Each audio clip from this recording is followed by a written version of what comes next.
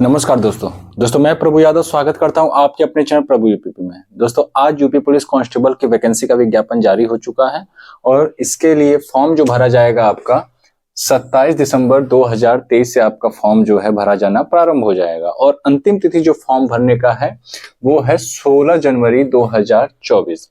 दोस्तों कुल 60,244 पदों पर यह भर्ती निकली और ये भर्ती केवल और केवल सिविल यानी कि नागरिक पुलिस के लिए आपकी वैकेंसी निकाली गई है कांस्टेबल के पदों पर।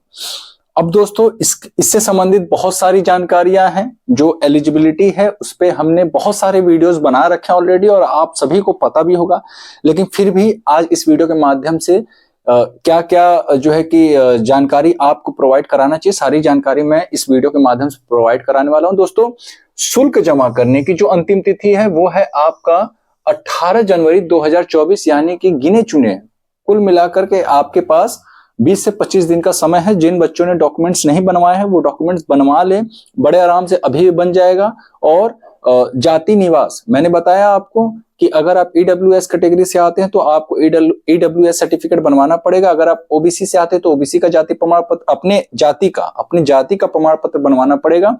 अगर एससी एसटी किसी भी कैटेगरी से बिलोंग करते हैं जाति प्रमाण पत्र जरूर बनवा लीजिएगा, अन्यथा आपको आरक्षण प्राप्त नहीं होगा। दोस्तों इस वीडियो में मैं जो है कि आपको बताऊंगा कि आयु सीमा जो है वो क्या निर्धारित की गई है और एज रिलैक्सेशन बच्चों को मिला या नहीं मिला, क्योंकि सबसे बड़ा प्रश्न जो था वैकेंसी आने को लेकर के, इसके साथ ही साथ एक और प्रश्न जो है कि बहुत बड़ा था वो था एज रिलैक्सेशन की, क्या एज रिलैक्सेशन मिलेगा कि नहीं।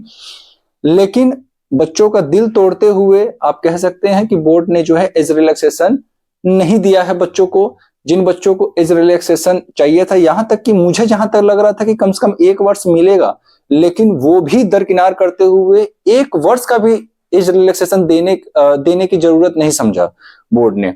और दोस्तों आयु सीमा जो है आपका जो एज काउंट हुआ वो 1 जुलाई 2023, चूंकि वैकेंसी आपकी इसी साल आई है और वैकेंसी जिस साल आती है उसी साल के 1 जुलाई से एज काउंट होता है, वही हुआ है।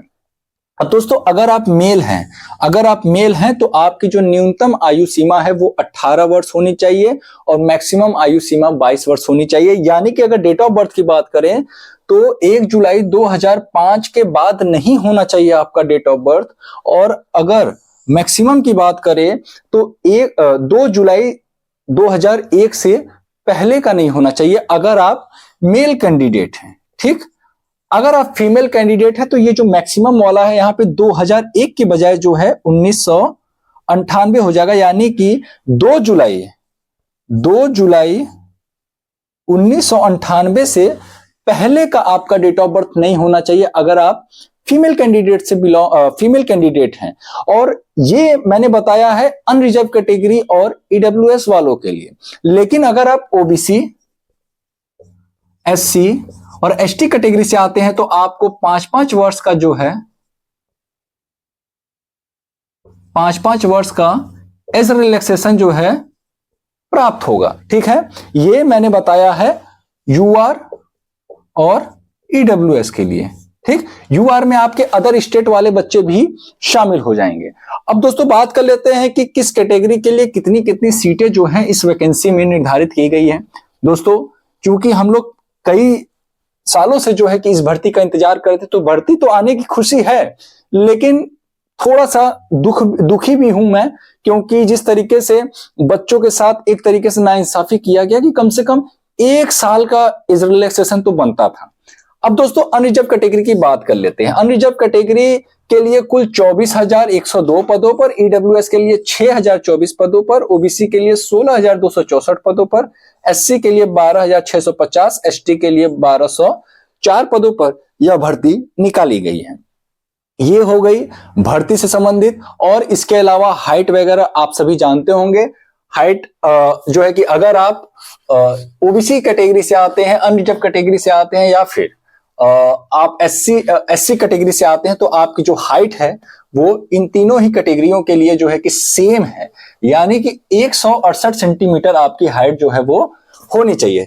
अगर आप ओबीसी, एससी, अनरिजर्व कैटेगरी या फिर ईडब्ल्यूएस किसी भी कैटेगरी से अगर आप आते हैं तो आपकी जो हाइट है वो होनी चाहिए 168 सेंटीमीटर। अगर आप एसटी कैटेगरी से आते हैं तो आपकी हाइट होनी चाहिए 160 सेंटीमीटर। ये मैंने जो बताया है ये है मेल के लिए। किसके लिए है ये मेल के लिए है। अगर फीमेल की बात करें दोस्तों तो फीमेल कैंडिडेट के लिए जो हाइट होनी चाहिए, अगर वो अनरिजर्व कैटेगरी से महिलाएं हैं या फिर ओबीसी से हैं या फिर एससी से हैं या फिर ईडब्ल्यूएस से हैं, तो उनके लिए जो हाइट है वो है 152 सेंटीमीटर। अगर एसटी कैटेगरी से महिलाएं जो आती हैं वो 147 सेंटीमीटर। कितना हो जाएगा? 147 सेंटीमीटर। ये है हाइट का क्राइटेरिया, ठीक है। इसके अलावा जो है जो मेल कैंडिडेट है उनके लिए चेस्ट मेजरमेंट का भी है। वो सारी चीजें जो है फिजिकल के टाइम होती हैं, लेकिन फिर भी आपका जो नॉर्मल चेस्ट होना चाहिए 79 होना चाहिए और 5 सेंटीमीटर मिनिमम फुलाव। और अगर आप एसटी कैटेगरी से आते तो 77 सेंटीमीटर आपकी चेस्ट होनी चाहिए और मिनिमम जो है 5 सेंटीमीटर का फुलाव आवश्यकता है। रनिंग आप सभी जानते हैं कि मेल कैंडिडेट के लिए 4.8 किलोमीटर की रनिंग होती है और 2.4 किलोमीटर की रनिंग ये फीमेल के लिए होती है। ये किसके लिए होता है? ये फीमेल के लिए होता है और ये मेल के लिए होता है। इनको मिलता है 25 मिनट और इन्हें मिलता है 14 मिनट, ठीक।